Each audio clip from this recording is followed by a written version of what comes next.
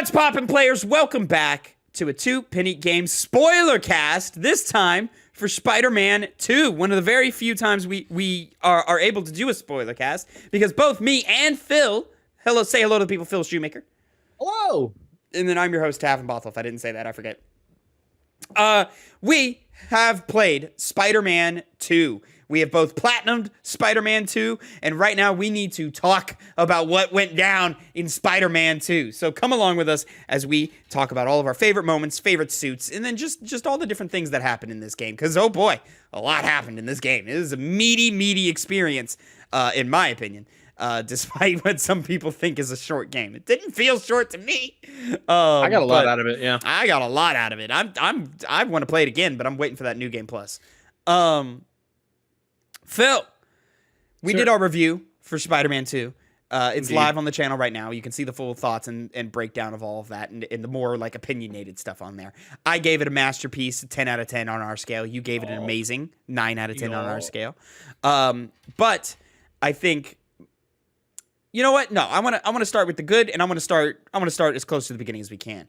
Man, what an intro. What an intro to this game. Starting out with Sandman, jumping between both Spider-Men, really showcasing what made this game special and why it needed to be a PlayStation 5 game was so impressive.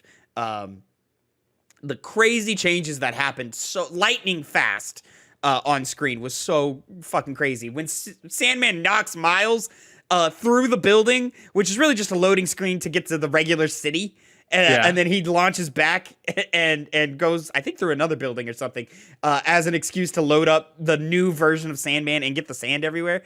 Man, it's so seamless that you if you didn't know anything about how a game is made, you wouldn't know that those were hidden loading screens. But it's just like half a second long. Like, it's not even worth calling it a loading screen.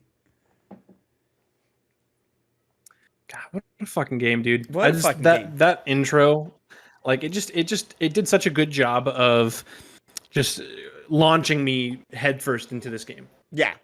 Just an immediate immediate happiness. Them all jumping off the rooftop and swinging side by side, and the music hitting. Great song. Oof. Great song. Their intros, like the intro song that they play for when you're starting to swing through the city and stuff, are always great. For sure. I loved it in the first game, and I loved it even more in this one.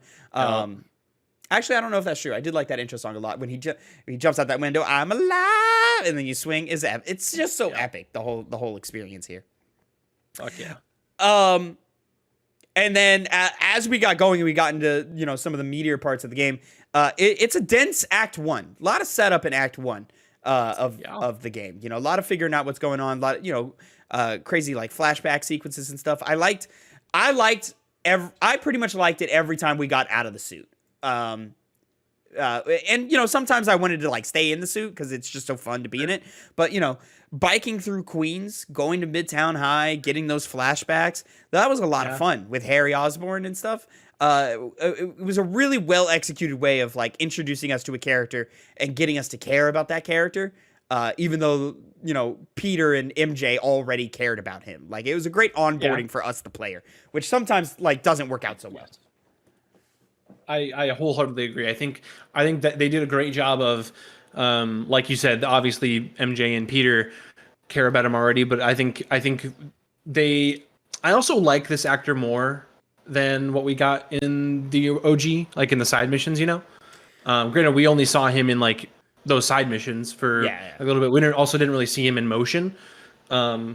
But I just like this dynamic that the three of them have. Yeah. I think they're very believable as like a group of best friends. I love their dynamic. It 100% felt natural, and that's what's so impressive is just how natural Harry fit into their dynamic was really quite impressive to do.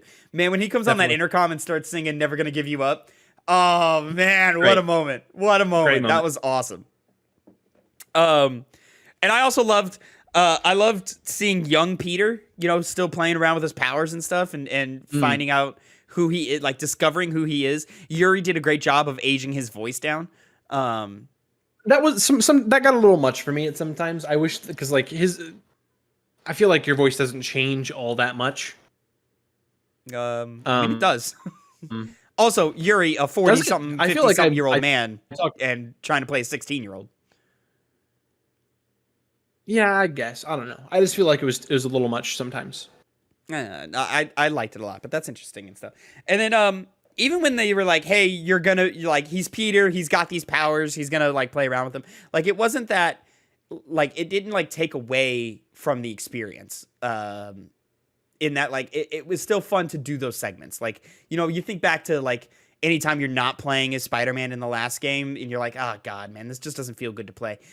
Playing as younger Peter, being limited in your powers, but when you did have your powers, it was still fun, I thought, to like, you know, jump up in the rafters of the gym and sneak around, you know, security guards or whatever. That security guard really fucked up to call like 5 or 6 police officers on you. Really fucked up. You're only like 16. Phil, have you frozen on me? I think he's frozen on me, ladies and gentlemen. So I'm just kind of talking to myself until maybe he comes back. I don't know. Oh, here he goes. No? Yes? Here we come with some editing, ladies and gentlemen. We're going to have some editing happen.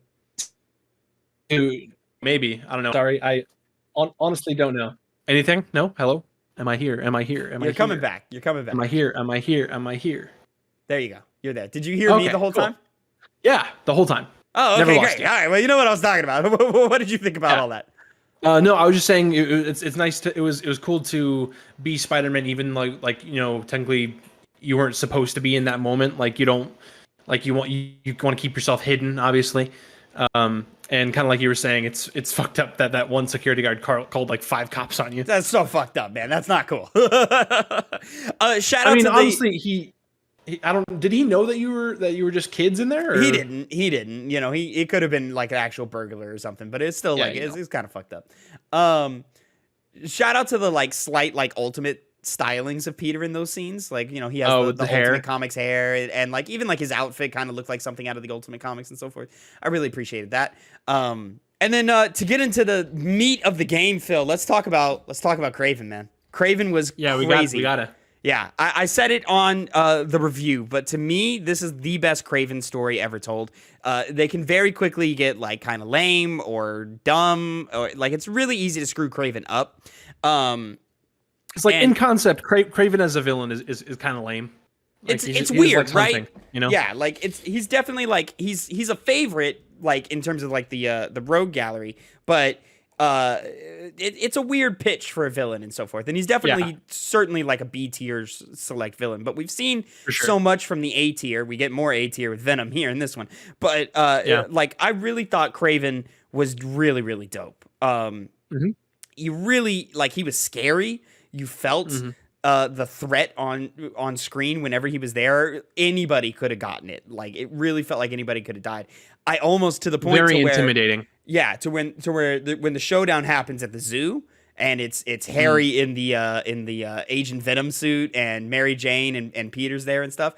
For half a second, I thought they were gonna MGS2 us and they were gonna kill Peter off and then we were gonna play either as Harry or as Miles for the rest of the game, and we were just gonna get rid of Peter that way early in the game too. And I was like, "Oh man, don't do this right now. This is gonna hurt my feelings."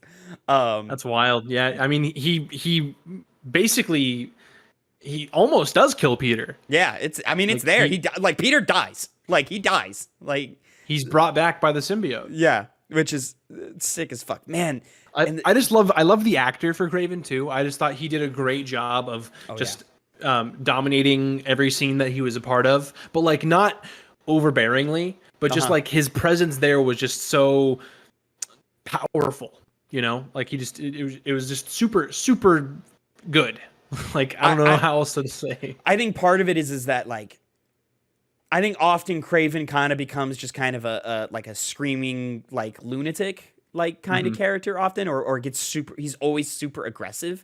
And that wasn't the take on this one. This one, it was very much, he was very nonchalant in all of his doings and so forth. Very methodical. Yeah, very methodical. I don't know if he ever really yelled outside of maybe when he was fighting Venom at the end or maybe when he was fighting symbiote suit Peter. But other than like then yelling to make sure you can hear him, or like some kind of primal like scream or something like that. And then but it was always like when he was just in the scene, he just looked bored. He was bored of everybody around him, and I think that was a really smart choice to take. Because that's just part of his whole thing in this game, right? Because he's looking for a worthy opponent to like give him a warrior. You know, that's his whole thing. There isn't one, you know? There just really isn't one. And that's having trouble finding. He's like, you're not the one. Yeah. Oh, it was so good every time.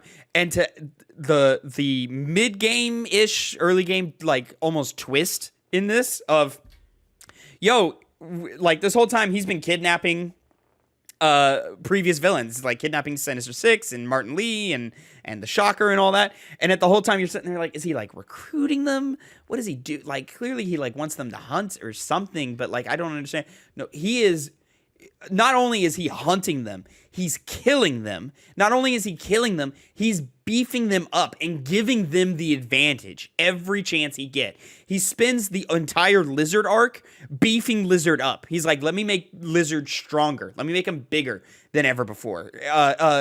When he fights Scorpion, he fights Scorpion in an environment in which Scorpion should have the advantage. And he still just fucking takes him out like nothing, just cuts through him like butter. Kraven was such a great threat in this game, and he was really. What's really funny about how he does want everyone at their strongest. Yeah, you're not an anime fan. You don't really watch Dragon Ball, but that's Goku. You know, Goku wants to fight the strongest thing there is. He wants to fight you at your strongest to prove that he's better, and that's not Kraven doesn't want to prove that he's better. He already knows that he's better. He's just looking for someone to match him and kill him. Basically, he wants to fight someone on his level. Yeah, he's not gonna let you just have it. You know, you gotta work for it. You know, and it's crazy because when he exits the plot, like he's just such a menacing force that like I just didn't feel like.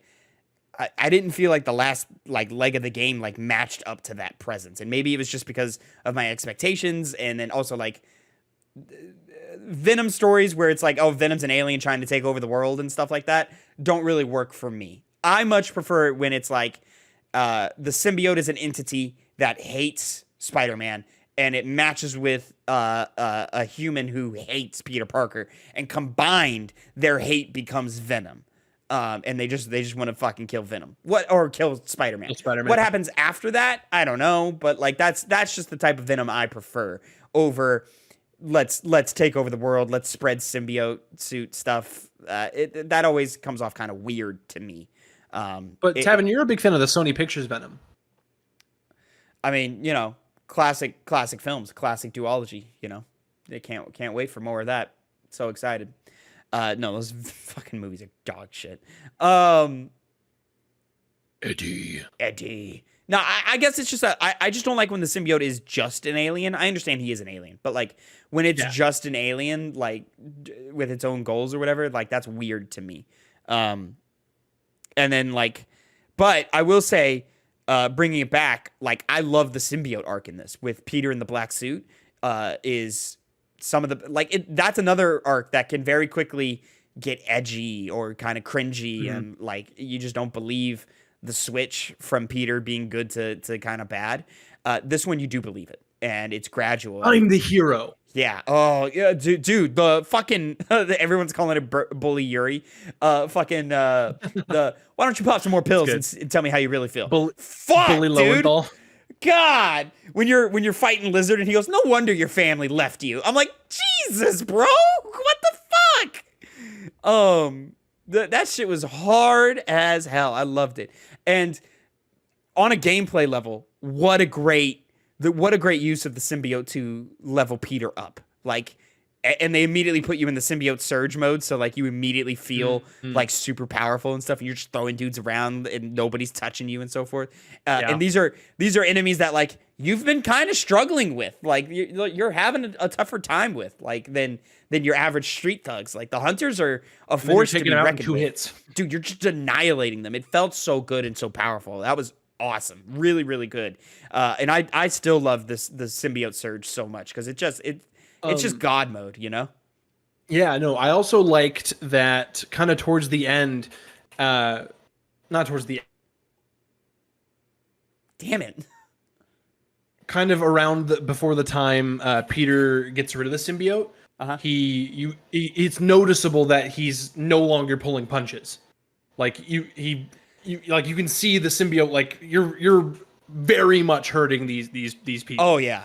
Like, That assault you're breaking on bones. Like that assault it's on insane. Craven's mansion or whatever is brutal. Mm-hmm. It's brutal, and it's when it turns into they give it a different suit, which I'm so glad they let us unlock it at the end of the game. It's when it gets more like veiny and symbiote, like more monster like and less like sleek looking. It was dope. Just the symbiote story in here was just so sick, man. I really really liked it. I thought it was really really dope.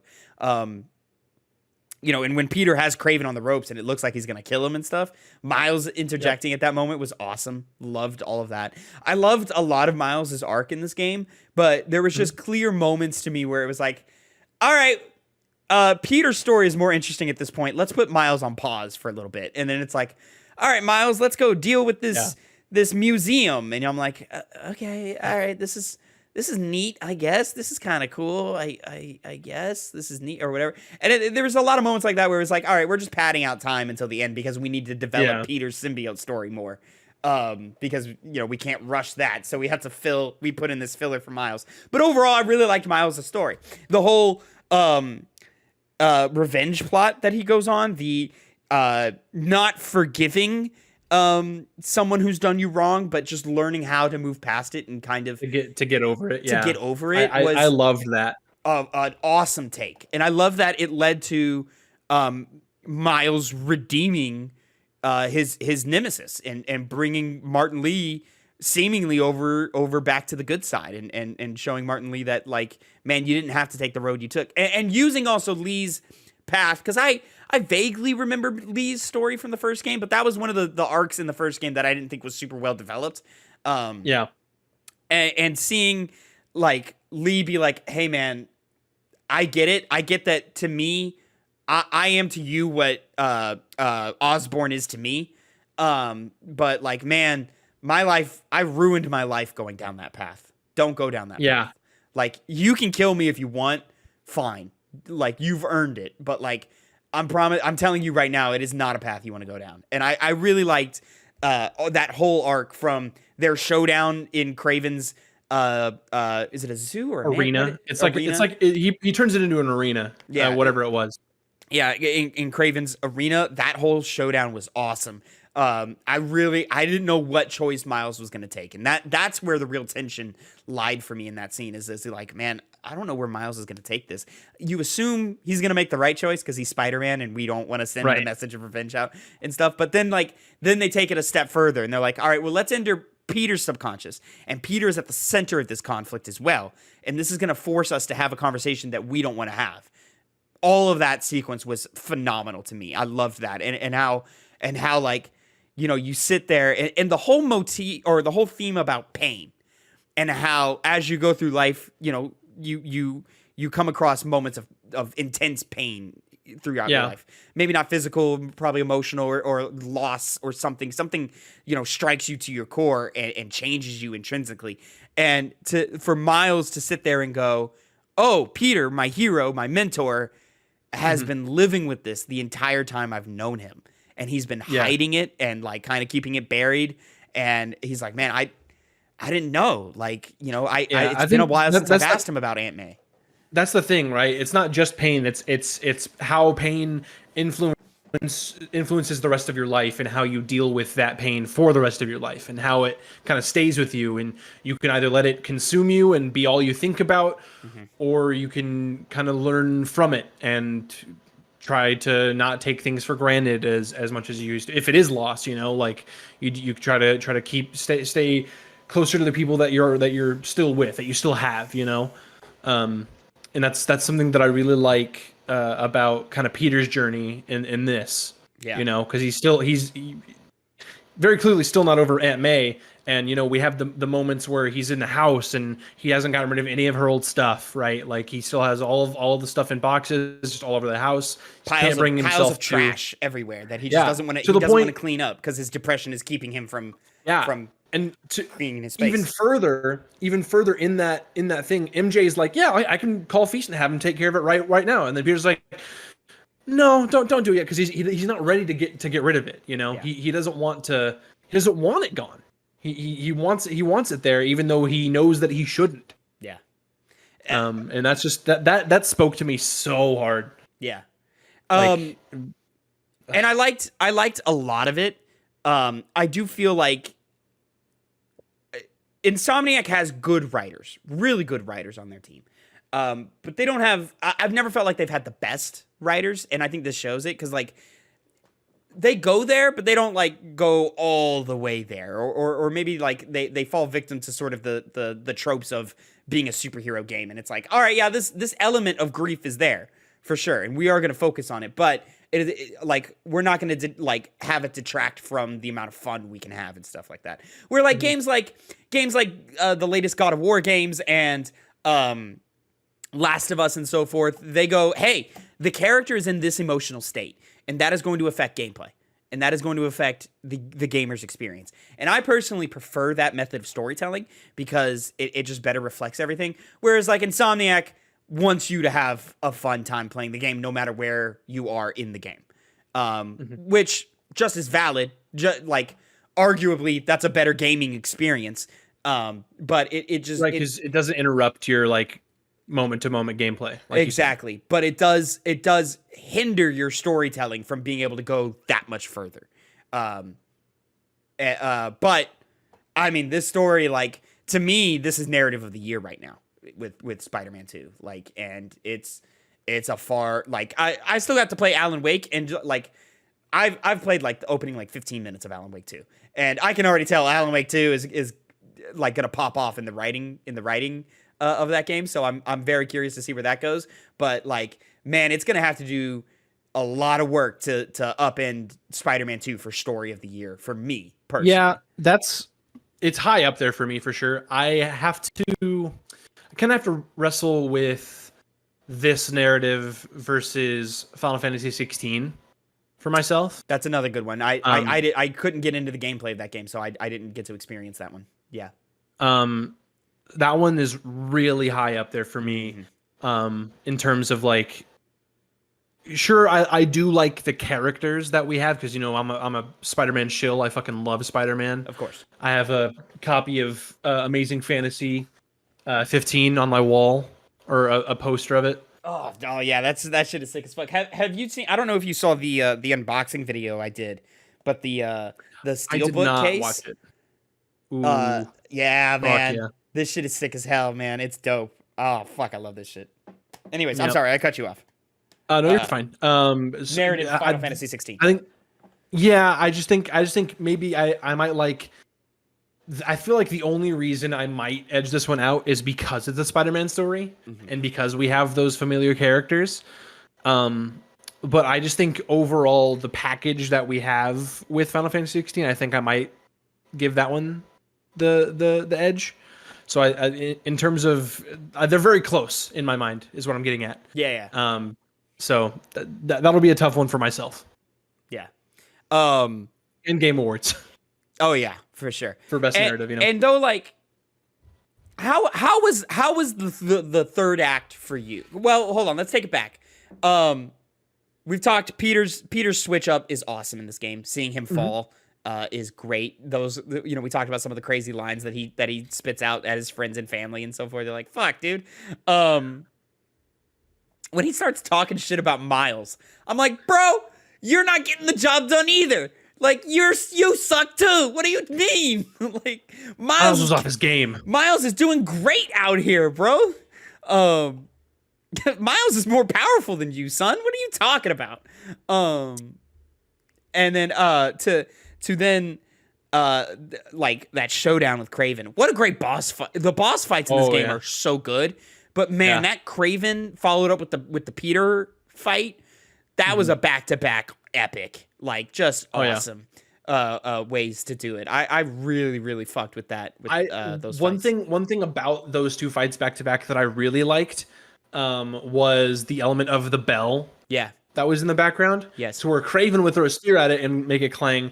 And then when you switch to Miles, you can clang the bell and influence him too. But not only that, it's like, okay, the bell. They're really smart with the pacing of that because they make you play as Peter with the symbiote first, so you're experiencing the bell ringing as an adversarial thing, and then you go, okay, how can I get around this? How can I take this element out of the fight? And you learn to web it up and so forth, and you go, okay, cool. Now I can fight Kraven. One of the small problems I have with The Last of Us Part 2, and a bit of spoilers for The Last of Us Part 2, is there are moments where, obviously, you play as Ellie and Abby, and there are moments where the two characters clash. There's one moment in particular where, like, it's a bit of a cat and mouse game between the two, and you're playing as Abby, and you're watching Ellie fall victim to the tactics you use against the normal, like, enemy NPCs, like throwing a bottle, and then Ellie, like, rushes over there and stuff, and you go, Ellie, you're too smart for that, to like be falling for that, like, type stuff. What I love about you've already this, done in the other game, like, yeah, right. What I love about this is they don't do that here. It's not like, oh, you ring the bell and it rings and he's weak for a little while. That is true, but then he stops it and he shuts it down. He'll web it up. Yeah, you only have the opportunity to ring that bell 3 times, maybe. Like, because like when I found out, oh my god, I can ring the bell now. Yeah, he was already webbing it up before I even exactly. Used it. Not only that, like, he'll get aggressive with you and like throw out his major combos, and then he'll stop what he's doing, turn around and web the bell because he's noticed the bell has become unwebbed before you have. Like, that was a really well designed fight. And a really well designed back to back of Kraven than Peter. For sure. Like, it was epic. The arena you were in was kind of lame, but like, just having the big symbiote web walls around you, I was like, this is kind of lame, but whatever. It was a great fight. I really liked the fight. And seeing Peter use these abilities that you're familiar with as a player against you is always fun. Yeah, in terms of other boss fights, I really liked, well, not necessarily boss fights, but like maybe like boss encounters, where there are some arena fights and there's some like just chase sequences. Like the lizard chase is great. So good. And it's not long. so much like Lizard's long. It is a multi-phase fight followed by a long ass chase followed by another multi-phase fight. All lizard. Yep. And all the phases are different. Like, wow, that's impressive that they did that. Yeah, I loved the chase in this game. So it's not necessarily a boss encounter, but the I keep wanting to call her Selena because that's Catwoman, but Black Cat Felicia. The Felicia. Yeah. Cool cameo. Wish there was more. Wand thing. I wish there was more from her. That was a character that I loved in the City Never Sleeps DLC, and I was hoping to see her have a more prominent role in this one. And she just kind of pokes her head in and says hi, interacts with Miles, which is cool. Do you believe her when she talks about her girlfriend? Yes, I think she was being genuine. Okay. I still don't know if I believe her. Like, sure, there was that part because MJ is in the background talking about how like, oh, she's just trying to tug your heartstrings or try to influence, she'll play to your better half. For her own advantage. Yeah, but I think I believe her. I think I'm like probably 65-35. I believe her. This is the same woman who faked having a child. Remember who we're dealing with here. Like, that's true. This woman is a manipulator. She'll buy those fake pregnancy tests off of Craigslist. Dude, crazy shit. Anyway, no, what I was gonna say is I didn't realize that she's voiced by Yuri Lowenthal's real life wife. No, that's Yuri. Yuri is voiced by. Oh, that's right. Sorry, Yuri Watanabe is voiced by Yuri's. You're right. Yeah, it's really funny whenever Yuri has to yell out Yuri. I'm like, you're just calling to yourself? Like, what's going on here? And it's even funnier that it's his wife because now she has to respond to his name, which is interesting. Like that's fun. Yuri was great. Yuri, I liked her arc a lot in this game. Yeah. Didn't love the flame quests so much. Like, those were fine or whatever. It kind of just felt like in the first game where you just kind of take out the big construction area. That's kind of what it felt like. Yeah, I think I liked these more than that, at least from like a gameplay perspective. Pretty much the same for me. They weren't as repetitive, but they I don't know, like it was the same in Miles with the underground arenas and underground stuff. Yeah. Boy, I'll tell you what, this game on the harder difficulty is fucking hard. Like, yeah. It is tough. Like these boss fights were skill checks, every single one of them. Like they were tough. It was I got really far into the game. It was Scream. Which shout out to Scream. Scream's impressive. That was the moment where I was like, oh, they're throwing everything at the wall. Like they're gonna do every single symbiote thing that they can. We both watched the Brian Intihar kind of funny spoilercast where we talked about how in that moment MJ was originally just going to be like another like black like coated symbiote. Yeah. But then like, hey, she has red hair. We can do Scream. Let's do Scream. Fuck it. So man. they did Scream. Who is Scream in the comics? I don't know much about Scream. That one I don't know. Okay. All I know is Scream as a symbiote is just Venom's daughter. And the way symbiotes work in that universe is each child symbiote is supposed to be stronger than its parent. Like Carnage and so forth. Yeah. Carnage, Scream, they're supposed to be stronger than Venom. So speaking of, and I love the Scream stuff, and maybe we'll double back to that, but I want to jump over to Carnage and the setup for Carnage, man. Yeah. So it's not, because it's a different symbiote, right? It's because the Venom symbiote gets destroyed. I think it's a piece of the symbiote. Oh, you think they've been split? But again, which is that how it works in the comics? I don't know. I only know Carnage really from the '90s show, and that was like kind of like no. So Carnage he's a child of Venom, which means he would have to be a piece of Venom. Of Venom, yeah. But this symbiote obviously was split before Venom happened. So I don't know. Maybe it's just another symbiote that they got from the crash site, or maybe it's because my thing isn't so it's after you take the Venom suit off and he's in the thing, the little canister thing, right? So I don't know. Maybe it was like another. But remember that canister gets broken and then goes to Harry, and then we destroy it. Now you can argue maybe it's a symbiote that Oscorp, because that story beat happens after the main story, and then maybe it's a piece that Oscorp took from the wreckage of the symbiote invasion or something. Sure. But it's also interesting how it reacted to, I forget his name, but whoever Cassius Clay. I think it's Cletus. You say Cassius Clay? Oh, that's a fucking not him. That's no, Cletus Cassidy. Cletus Cassidy. That's him. Yeah. It reacted to him, and it went red because of him. Yeah, which was an interesting call. Where he had all the burn, like the red burns and stuff all over him. So yeah. I like this interpretation of Cletus.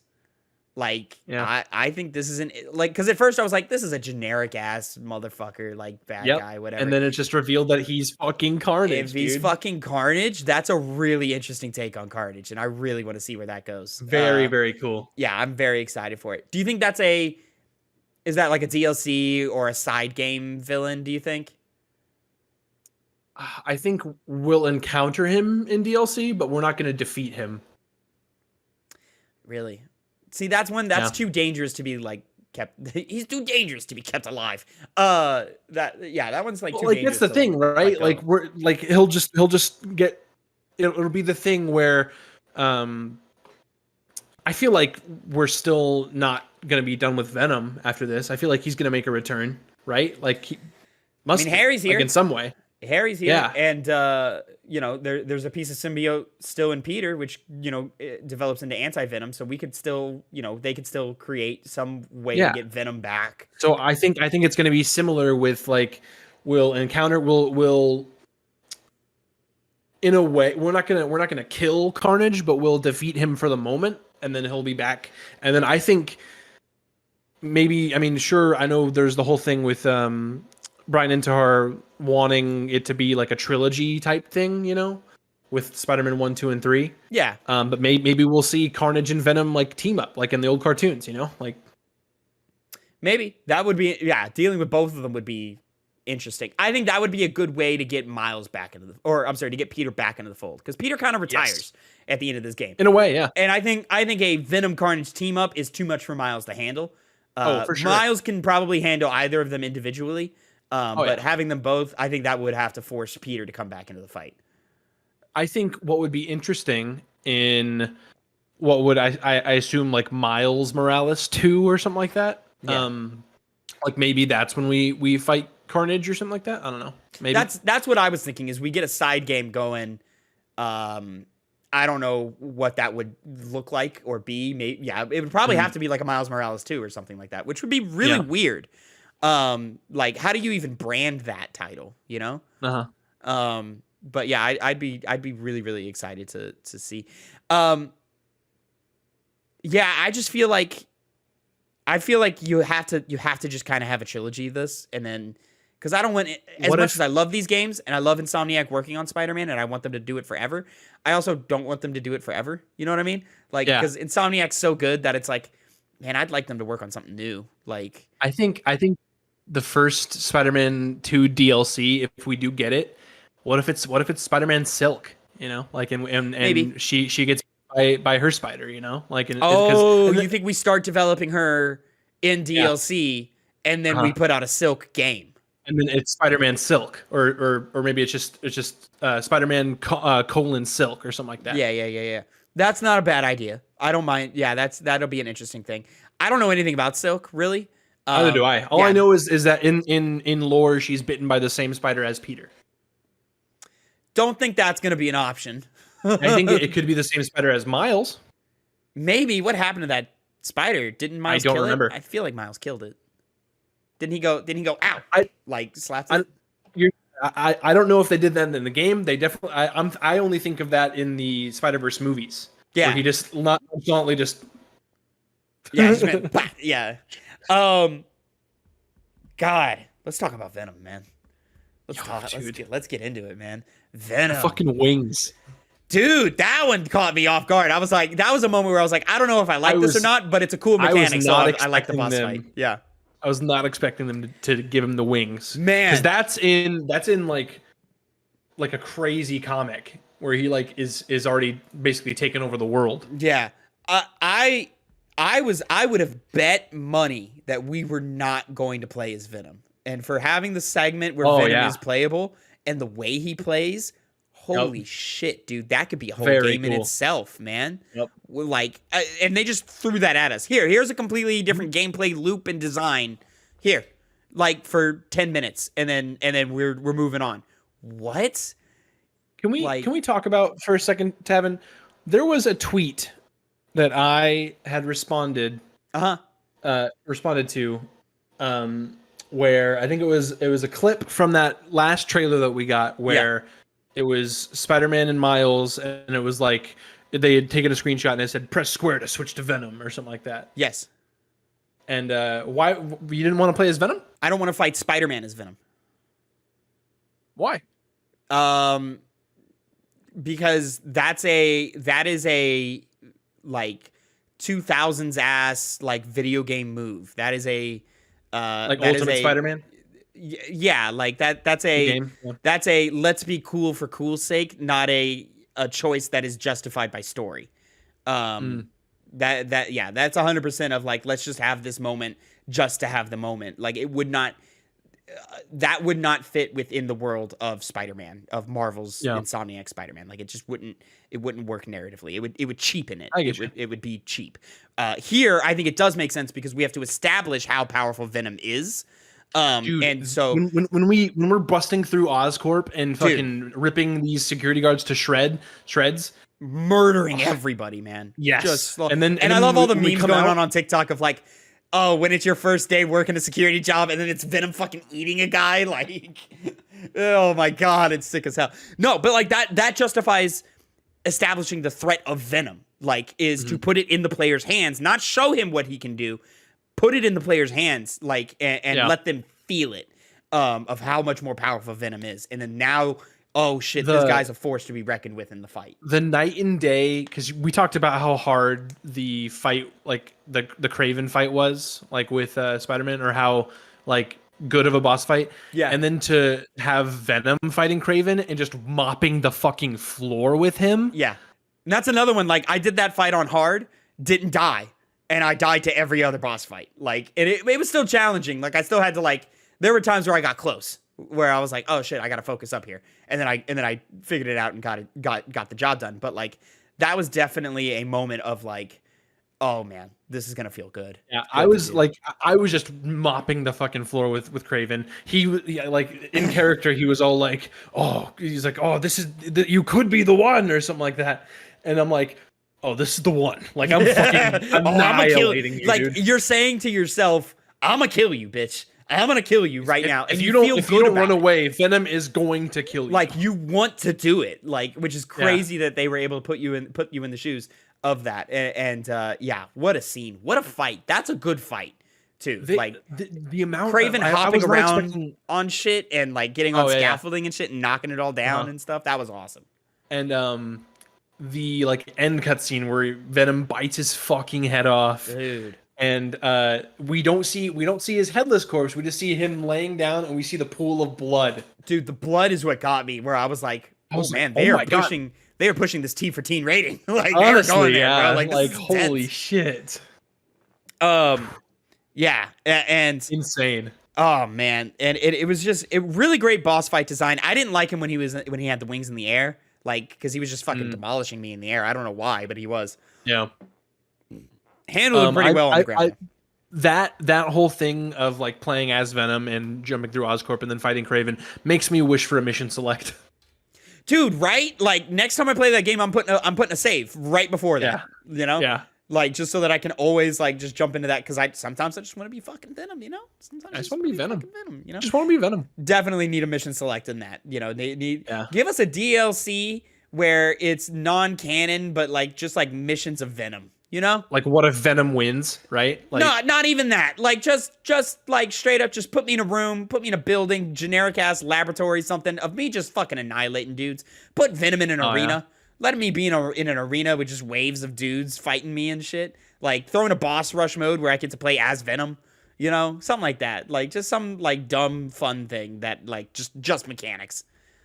If we do get that, I would also want to like play as the other enemies that we've fought in these games, where like I don't know, I get to play as Craven for a little bit. Maybe I play as Mr. Negative, being Martin Lee. That would we be talked cool. on off stream a little bit, or off recording, that possibly maybe Martin Lee's playable in the next game. I think Martin Lee's going to be playable next game. Just for a segment, just I need to defend Miles segment or something, because Miles is busy doing something else, like I don't know, charging up a battery. Like he gets knocked out, he's about to get killed, and then we just see the sword come out of nowhere. Yeah, some cool shit like that or something. Yeah, definitely would be neat to have that. Yeah. To your point of like wanting to play as other characters, yes, that would be cool. I want that too. That's much more work. Like the Venom, for sure. The Venom combat cycle has already been made. The work's already been done. So now you just need to like no, I know. Build a level around it, you know? Yeah. God, man, I love this game. I love it too, man. I really, really do. I don't, and this is my thing. I kind of talked about it on the review of like, I didn't feel like the pacing allowed me to like participate in the open world as much, because it just everything felt so urgent. Like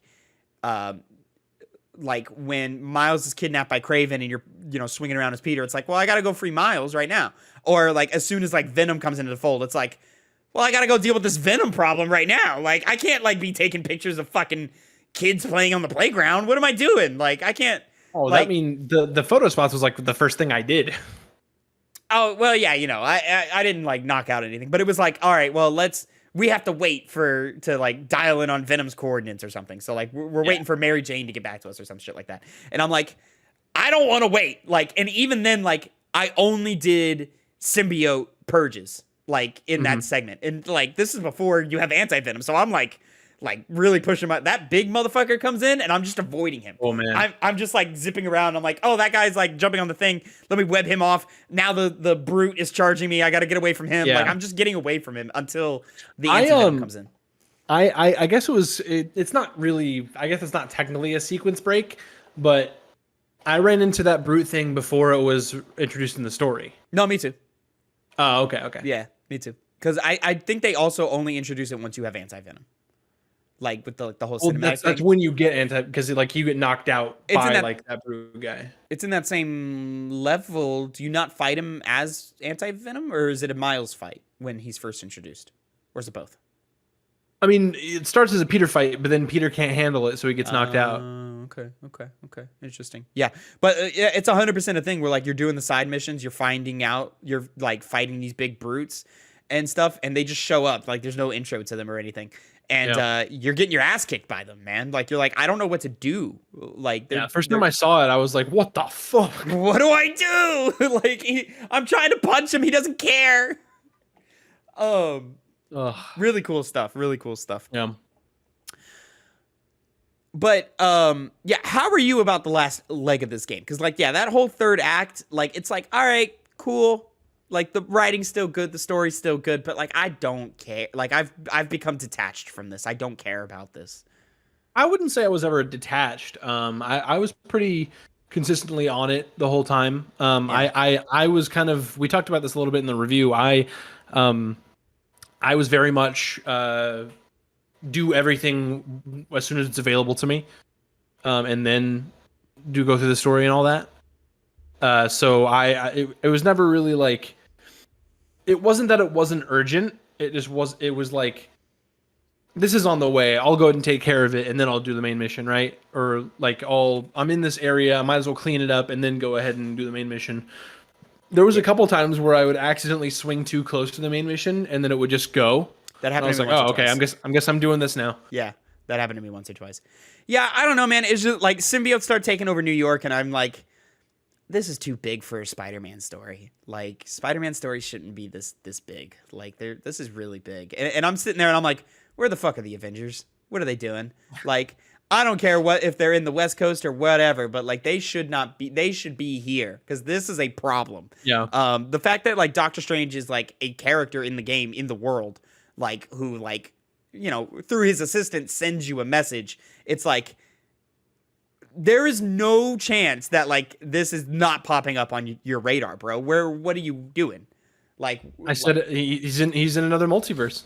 He's in another universe. I don't know. Something was crazy, but yeah, like it was just all too much. Witch.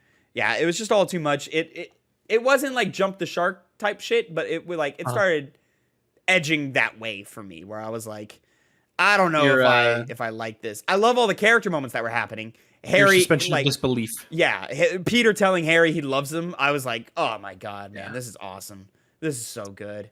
Yeah, and like all the moments in between and stuff.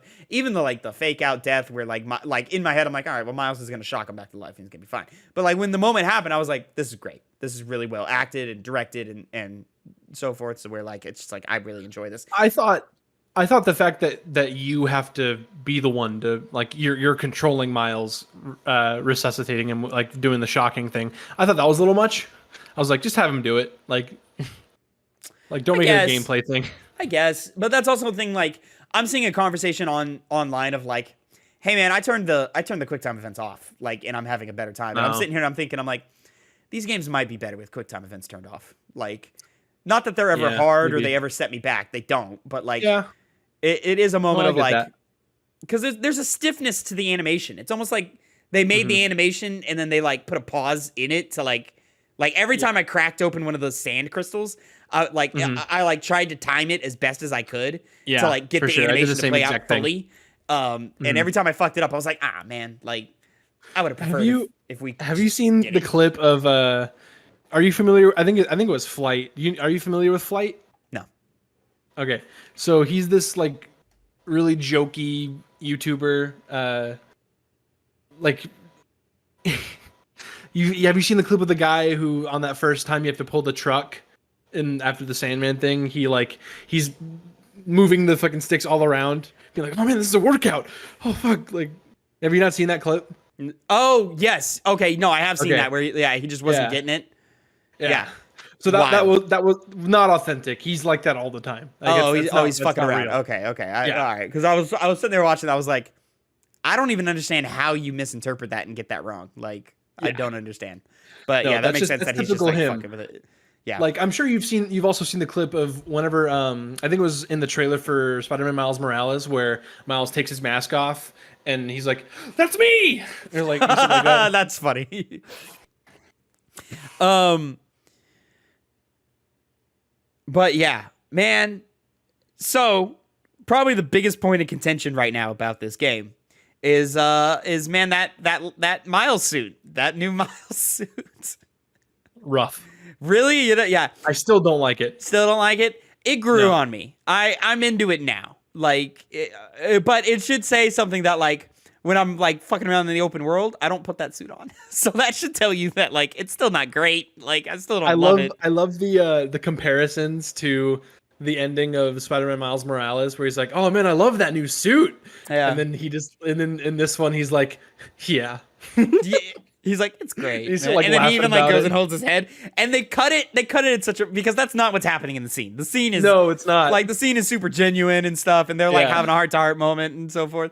But like the way they cut it, it's definitely like Peter's like, this suit fucking sucks. Yeah, he's like, you do you, man. No, I kind of like the suit. The problem with me is the blue. It's the blue and the type of choice they did for the red jacket. Like it's too like pink. The blue doesn't bother me. That's not what I don't like about it. The blue bothers me a lot. And the design of the blue really bothers me. What is it for you? It's how like almost sparkly it looks, you know? It looks because like the gray on the mask and parts of like the other parts of the gray, it looks almost like sequins. Yeah, it's shiny, and that's part of my problem with the blue. Weird. Is the blue is very shiny, and I'm like, you're a stealth character, bro. But it's like an electric blue, you know? Yeah. So it's the same as his like new blue electric powers, right? Yeah. That makes sense. That's what justifies that for me. Yeah. I just don't think it looks good with the other colors. It's the weird like purple pinkish red that is in the jacket mixed with that that vibrant blue. And I'm like, this suit looks like you're trying to get attention is what it looks like. His suit is full of Baja Blast. Yeah, dude, honestly, yes. And also the top of the head, I don't know how I feel about that. Sometimes I like it, sometimes I don't. And like it just depends on scene to scene. Because sometimes it looks cool. And then sometimes I'm like, sometimes I look at it and I go, how do you take it off? Like, I mean, he just slips it off, right? Like, yeah, but it's like you take it off and put it on, and now you gotta like it looks like a mask that he has to adjust all the time. Yep. And I'm like, is that what you really want to be doing as Spider-Man? Also, like, hey, it's easier to tell that it's you now. Like, 100%. Yeah. It's like, oh man, it's a hair, and so forth, man. Yeah, like, I don't know. Brooklyn Visions. How many other students have the same hair as Miles? And Brooklyn Vision and Spider-Man, Miles as Spider-Man being the official hero of Brooklyn Visions, and obviously being around there a lot. It's like, hey, isn't it weird that he kind of looks very similar to Miles? Yo, Miles, did you frame your haircut after Spider-Man? No, you had that haircut before he started showing his hair. That's weird. And you know what? I've talked to Spider-Man before. He kind of sounds like you. It's weird. To be fair, Brooklyn does know who Spider-Man is. So, like... Yeah, no, Harlem, not Brooklyn. Oh, it's Harlem? Okay, yeah. You know, tomato. The neighborhood knows. The neighborhood knows him, Not tomato. Brooklyn is far southeast. Harlem is the far north of Manhattan. You know. Is he not in Brooklyn? No, he's in Harlem, isn't he? He lives in Harlem. The neighborhood knows him, you know? I don't know how to feel about it. There's a color variant in there with white that I like a white jacket and then like a purplish into blue spider on it. That one's kind of sick. I kind of like that one. Which one? It's one of the variants. It's one of the variants for that suit. Oh, okay. No, I haven't really looked into those. Yeah. While we're on it, man, suits. Yeah. A lot of dope ones in this one, man. Oh, a lot of dope. There's a lot of them that I was like, oh, I kind of want to rock with that one. Oh, I kind of want to rock with this one too. A little too many Tom Holland suits, but a lot of movie suits. So many movie suits. Like I don't need all these suits. Hey, I don't need Night Monkey. Why is Night Monkey in there? Stone Monkey. Oh, Night Monkey is in the stealth suit. I get you. From you're saying Stone Monkey. No, Night Monkey from the Far From Home. It's not called Night Monkey though. It's called Stealth Suit. Yeah, but it's the Night Monkey suit because that's what they call him in the fucking movie is Night Monkey. That's a joke. Yes, but that's what they call him. Like, it's a bad joke that goes on way too long, and he wears it the whole fucking movie. I do like the joke where he's in the Netherlands, and then there's the cop. It's like, yeah, Night Monkey. Yeah, he's like wearing the mask and everything on the phone. Yeah, and like that. Yeah, I don't need that suit because there's better stealth suits like out there that you could have grabbed from. I didn't need Tom Holland's red and blue and red and black being two different suits. Just make that one suit, like, and let it be a variant. Like, that's fine. Yep. I appreciate having the final No Way Home suit. That was nice. But also, again, do we need the one with the nanotech on it? No. I'm talking the last one at the end of the movie. Oh, yeah, I know what you're saying. Yeah. With the like the shinier blue and stuff. That's a good suit. Because like you don't get a good look at it in the movie. And now looking at it in the game, I'm like, this is a really good suit. Like, this is like one of the best renditions of classic Spider-Man suit I've ever seen. Like, this is what we really didn't need was the inside out suit. We didn't need that. Didn't need nope, inside out, get that shit out of there. The one, again, some of these can just be variants. Make it one entry and just have variants. The gold spider, which I really like, the Tom Holland suit, but with the gold spider because he's got the nanotech from Dr. Octopus. I mean, I think that one's fine. That one looks cool, but again, it doesn't need to be its own entry. Make it a variant. Have the Tom Holland variants. You know what I'm saying? So I think I would have been fine if we just had two Tom Holland variants, just like how we have the two different movie fucking Andrew Garfield suits. Yeah, two Andrews, two Tobys, but like those two only had two suits, and Tom Holland has had 7, 8 suits 5. or whatever. Yeah. So it's like, all right, cool, whatever. Something about the Across the Spider-Verse suit with the bleeding from the armpits, like, it bothers me now. And I think it only bothers me because they pointed it out in the movie. Like, if they didn't point it out, is he bleeding from the armpits? If they didn't point it out, I would love that suit. But because they pointed it out, I'm like, I don't know if I love this suit anymore. Like, I don't know. It's weird. It's like they shattered the glass for me on that one. I think I like that suit better than the Into the Spider-Verse suit. What I want more than anything is the Into the Spider-Verse with the shorts and the Jordans and the hoodie. Yeah, I want that more than anything. Like, that is Miles Morales to me. Like, is that image of him. For sure. And then, dude, when they gave us at the end of the game, when they gave us the classic black, which was cool, but then they give us this is the one that made me pop, and I had to like run to my phone and text you. I was like, bro, it's here. Is the Ultimate Spider-Man symbiote suit? Bro, it looks so good. I put that on. I was like, great. I was like, I don't rock with the symbiote suit normally, just because I like, first of all, White Spider is my favorite. Like, Insomniac White Spider is my favorite Spider-Man suit, period. Okay. I love that suit. I still rock that one. Like I'll be like, all right, this is the default for me is White Spider. I love White Spider. Sure. But like, I was like, let me play around with the Ultimate suit for a little while. Like, I'm gonna play with the Ultimate one. I kind of want like the Ultimate Spider-Man suit, like, kind of like, and I understand that's just kind of like a classic blue, red and blue or whatever.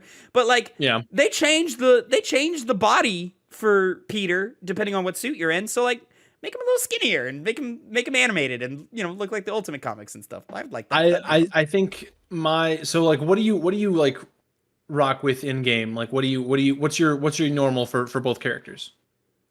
Usually default. Oh yeah. I'm a canon man. I like even now that you're just swinging around. No, now that I'm just swinging around, I'm playing around and I'll play around with them. But when I'm Peter, I'm usually in the White Spider. Not even in the anti-venom suit anymore. No, I don't like the anti-venom suit. I like it. Yeah, I don't like symbiote suits. Like, they look evil to me, and I don't want to look evil when I'm Spider-Man. I want to look like a good guy. And even anti-venom looks evil. Like, if you just showed me a picture of anti-venom, I understand he's white and not black, so like that's supposed to do it, but he looks evil. Like, I would still guess that anti-venom is a bad guy. Okay. But I'll typically for me myself, I'll do anti-venom or I typically go between 3. I'll do Anti-Venom, Superior Spider-Man, and The superior suit is sick. Yeah, it's very cool. Yeah, and then the I like Arachnite, that's the Arachnite. Miles suit, right? No, that's the Moon Knight suit. Right, but it's for Miles, right? Or do they both have it? No, they both have one. Oh, okay, cool. No, yeah, I love that suit too. That one I play around Miles with. is called Shadow Spider. Got it.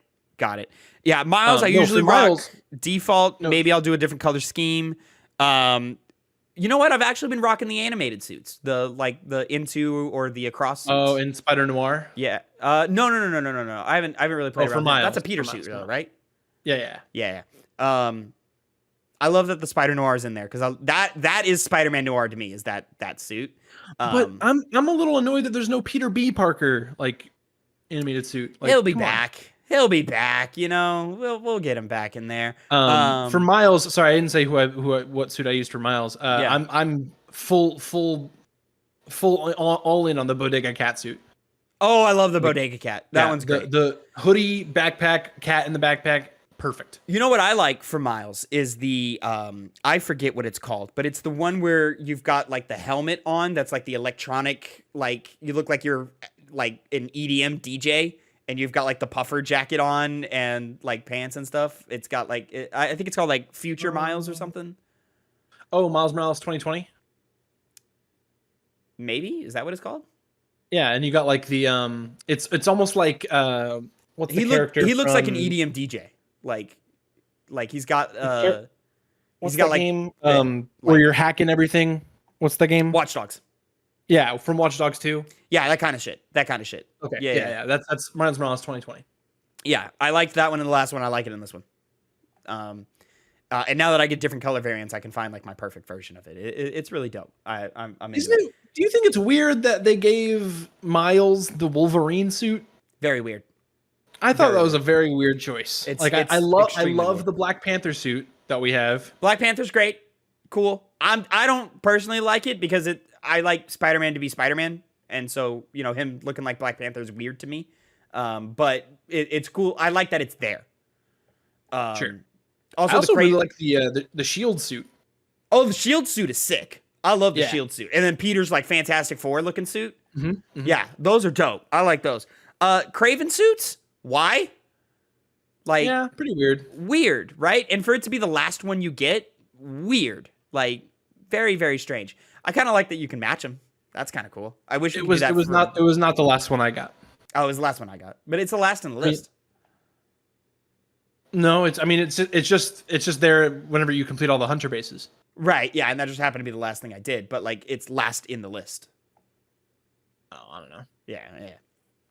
I thought it was weird. Yeah, the Wolverine suit is very strange to me. I don't know why they did that, especially because they care so much about characters wearing the right suits. Like they don't let you in 2018. They don't let you wear Miles suits. Yeah. In Miles Morales, they don't let you wear Peter suits. So it's very weird that they gave him a Wolverine suit. I'm like, this is strange. Mm-hmm.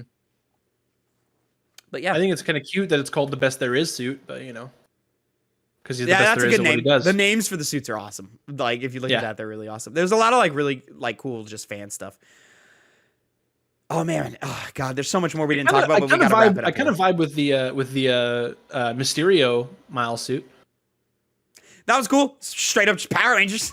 You're just a Power Ranger at that point. But yeah, it was cool. I liked it. Phil, we gotta get out of here. We gotta wrap this up, but we could keep talking forever. We didn't even talk about Howard or finding Grandpa. Oh my god. Oh my god. I teared up so bad. Fucking emotional as hell. Those were the great Spider-Man moments. Howard, I liked the Grandpa one. Howard got me. I liked the Grandpa one more, actually. Howard got me too, though. But yeah, I liked the Grandpa one more. And then those were the great Spider-Man moments. I think back on 2018 of like when he's swinging, trying to find his hard drive, and he's calling the garbage guy up, and he's like next to the pizza shop. No, not that pizza shop. That one closed. Like that's a great Spider-Man moment to me. And these moments were like hitting on the more emotional side of that type of moment. Anyways, ladies and gentlemen, we gotta get out of here. So we're gonna. I'm sorry. Did you have something else to say there? No, I was just gonna say there was something about like coming back after dropping off the pigeons and just seeing the ambulance. Man, and he's like, "Oh, someone you knew?" He's like, "Yeah, a friend." And it's such a fun moment too. Best Superman game we've ever had. Which is weird. Anyways, ladies and gentlemen, thank you so much for watching and listening to the Spoilercast. Let us know your favorite moments of Spider-Man 2, your favorite suits, and what you want to see from a Spider-Man 3 original villain.